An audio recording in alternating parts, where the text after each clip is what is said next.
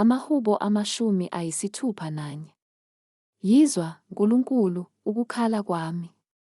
Ulalele umkhuleko wami. Ngikhala kuwe ngisemkhawulweni womhlaba. Lapho inhliziyo yami isebuthakathakeni.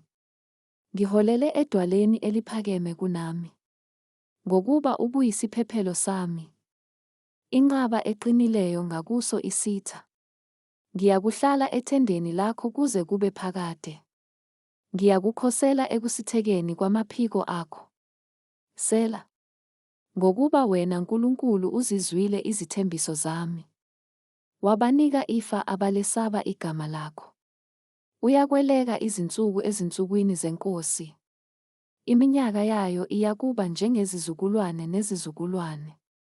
Iyakuhlala phambi kukaNkulunkulu kuze kube phakade.